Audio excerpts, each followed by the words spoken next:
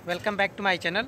तो आज हम बात करने वाले हैं स्क्रैपर के बारे में। तो स्क्रैपर के बारे में तो वीडियो ट्रेनर्स का बनाए हैं, लेकिन जैसे कुछ लोगों ने पूछा था इसकी ऑपरेटिंग कैसे होती है और इसका लीवर कैसे सेट करते हैं, दोनों चीज़ मैं बता देता हूँ। तो जो ऑपरेटिंग है, तो यहाँ पे एक छोटा सा केबिन है, यहाँ पे ही बैठकर ऑपरेट करना होता है। और इसके बाद इसकी जो लीवर की एडजस्टिंग है वो भी मैं आगे दिखा दे रहा हूँ कहाँ से करना है। पे स्क्रैपर का पूरा सिस्टम है और यहाँ पे इसका सिस्टम इस प्रकार से है कि यहाँ पे एक तो स्टार्टर लगा होता है। तो ये स्टार्टर जो है ऑन ऑफ के लिए होता है, यहाँ से ऑन होता है, यहाँ से ऑफ होता है। ये एमसीबी है, मेन पावर कट के लिए। यहाँ से ये पूरा स्टार्टर है, इसी स्टार्टर से जो है अपना विंच मोटर स्टार्ट हो जाता है। जो यहाँ पे लीवर मोटर का ये वो स्टार्ट हो जाता है वो। और यहाँ पे एक चेयर होता है, यहाँ पे बैठने के बाद ये दो लीवर होते हैं, एक लेफ्ट, ये जो है लेफ्ट का है, वो राइट हैंड का है। यदि हम अभी जो प्रेजेंट में यहाँ पे है, यदि हम लेफ्ट हैंड का उठाते हैं तो ये बूम की जो टॉप से वायर रोप जा रही है ये उठती है। जो भी यहाँ पे हम इसे उठाएंगे तो ये टॉप की वायर उठती है। जो ये राइट हैंड का लीवर है, तो इससे यदि हम ऊपर करते हैं, इस तरह से ऊपर को जोर लगाएंगे तो क्या होगा कि बकेट खींच के ऊपर को आएगा। ये जो नीचे की रस्सी जा रही है ये टाइट होगी, ऊपर को आएगा। और जस्ट दोनों लीवर को कंट्रोल करने के लिए, जैसे कि हम इसको ऊपर को लिए हैं तो हमारा ड्रम जो है यहाँ पे ड्राइव कर रहा है, और अन्यथा इस तरह से जब नीचे रहेगा वो आइडल रहेगा। लेकिन क्या होगा कि हमको उसी कंडीशन में ड्रम को रोक देना है कि उसकी ना वायर खुले ना ही वो घूमे। तो यहाँ पे ब्रेक पैडल दिया हुआ है, जो ये है ब्रेक पैडल है।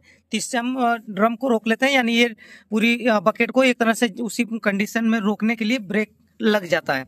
वैसे ही दूसरी साइड है, वैसे ही यहाँ पे एक ब्रेक दिया हुआ है। तो ऐसे ही लेफ्ट राइट को कंट्रोल करने के लिए ब्रेक भी दिया हुआ है।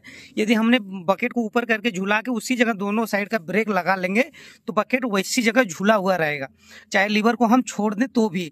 लेकिन यदि ब्रेक नहीं काम कर रहा है, जब आपके पास स्किल हो जाता है तो क्या होता है कि सिर्फ लीवर के सहारे ही हम लेदर पे थोड़ा थोड़ा स्किड करके, ना ही पूरा लीवर को छोड़ते हैं, उसको उसी पे रोक के रखते हैं, हल्का हल्का स्किड करता है तो उस तरीके से बकेट रोक लिया जाता है। लेकिन बेटर होता है ब्रेक से रोकना, क्योंकि जब लीवर से हम पूरा ऑपरेट करते हैं, ब्रेक का यूज नहीं करते हैं, तो ड्रम की जो लेदर है वो बहुत ज़्यादा जल्दी कटती है और ख़राब होती है। और यहाँ पे ये स्विंग मोटर है जो इस बूम को कंट्रोल किया जाता है। ये जो बूम है लेफ्ट राइट करने के लिए इस स्विंग मोटर का यूज होता है। यहाँ पे इसके लिए पैनल है, तो यहाँ पे पैनल में बटन लेफ्ट के लिए है, राइट के लिए है। तो इस तरीके से इसको हम ऑन करते हैं। और ये इस तरह से भी पैनल हो सकता है, आपके यहाँ लॉक वाला होगा, इस साइड उस साइड, लेफ्ट राइट किसी भी प्रकार का होगा, लेकिन स्विंग के लिए वो होगा। तो वहाँ पे यहाँ पे दो बटन लगा हुआ है, स्टार्टर है लेफ्ट राइट का, इससे हम इसको ऑन कर देते हैं और स्क्रैपर घूमता है। और यहाँ से जो स्क्रैपर में है, तो यहाँ से जो आगे इसके पुल्ली लगा होता है, ये जो है वायर रोप पुल्ली, और ऐसे ही दो बड़े लगते हैं दो छोटे लगते हैं, ताकि ये जो वायर रोप जो हमारी चल रही है ये सीध में रहे और यहाँ पे सीध में रहे। यदि सीध में नहीं रहेगा तो ये यहाँ पे ये पॉइंट कटने लगते हैं। ये पुल्ली बहुत ज़्यादा ख़राब नहीं होती है, बहुत कम घिसती है।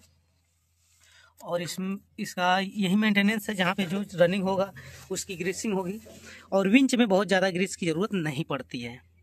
और जो वायर रोप लगता है, तो जो ऊपर साइड में लगता है वो 24 मीटर लगता है और नीचे 22 मीटर, ये मिनिमम होता है। और इससे हम एक्सेस कर लेते हैं 2-2 मीटर 3 मीटर, जैसा 2 मीटर भी बढ़ा सकते हैं। उससे क्या होगा, थोड़ी डिस्टेंस ज़्यादा चली जाती है। और जो यहाँ पे स्क्रैपर में ये सपोर्टिंग वायर लगा होता है, इसका यहाँ पे ध्यान देना होता है कि ये ऐसा तो नहीं कट रहा है और आगे तो नहीं कहीं कट रहा है, क्योंकि इसकी जो डिग्री है सीधा ना होकर थोड़ा ऐसे रहती है, तो बकेट भी आगे जाता है और लोड भी कम पड़ता है। इस तरीके से बूम सेफ रहता है। ज़्यादा नहीं होना चाहिए। इसमें जो इतना प्ले दिख रहा है इससे भी दिक्कत आता है, लेकिन अभी बहुत ज़्यादा नहीं है। तो ये जो दोनों साइडों का प्ले है ये ज़्यादा नहीं होना चाहिए। ये जो बूस्ट कट जाता है तब होता है ये प्ले। तो अभी ज़्यादा नहीं है, लेकिन अभी थोड़े दिन में इसकी प्रॉब्लम्स आएंगे। तो ये हो गया। और यहाँ पे आपको एडजस्टिंग मिलेगा। यहाँ पे ये बोल्ट को हमें लूज करना होता है और यहाँ पे ये जो बूस है उसे घुमाना होता है। तो इस बोल्ट को ही लूज करके, और जैसे इस बोल्ट को हमने लूज कर लिया और ये बोल्ट जिस बूस पे कसा हुआ है उसको हमें घुमाना है। ये लीवर तो हमारा नीचे ही रहेगा, ये लीवर जैसे वैसे ही रहेगा। और इस बूस को यहाँ से, ये जैसे बूस, ये कॉलर हो गया अपना हैंडल का, इसके पीछे ये अंदर जो बूस है इसको थोड़ा सा ऊपर को करेंगे तो हल्का और टाइट कर देंगे, तो यहाँ से इस लीवर को एडजस्टिंग होता है। अब ये कैप खुला होता है तो मैं और इजीली बता देता, लेकिन एडजस्टिंग यहाँ से होता है। तो इस तरह से इसकी जानकारी लेने के बाद यदि स्क्रैपर चलाना है तो आप तुरंत नहीं चला सकते, इसके लिए आपको टाइम देना पड़ेगा और इसके मेन लीवर को समझना पड़ेगा। दोनों लीवर का जब तक आप कॉम्बिनेशन नहीं बना पाएंगे और ड्रम को कब रोकना है कब छोड़ना है जब तक आपको नहीं समझ में आएगा तब तक आप स्क्रैपर नहीं चला पाएंगे, आपको परेशानी होगा, ड्रम में वायर फंसेगा।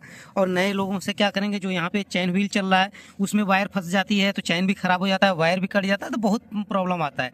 इसलिए स्क्रैपर चलाने से पहले समझना होता है। इसकी अपेक्षा अदर बेल्ट चलाना बहुत ही ईजी है, उसमें आपको 2 ऑपरेटिंग बटन मिलेंगे, उससे आप चला लेंगे। लेकिन स्क्रैपर के लिए जब तक आप इसको सही से बैठ के समझेंगे नहीं, इस पर समय नहीं देंगे, आप इसको नहीं चला पाएंगे। स्क्रैपर देखने में ईजी है लेकिन आप समझ लेंगे तो और ईजी हो जाएगा, नहीं तो ये बहुत ही परेशान करने वाला सिस्टम होता है। तरीके से जो स्क्रैपर का ऑपरेटिंग सिस्टम होता है, काम करता है, तो इस प्रकार से आप इसको समझ के आपको स्क्रैपर चलाना है तो चला सकते हैं। मिलेंगे नेक्स्ट वीडियो में नेक्स्ट टॉपिक के साथ। धन्यवाद।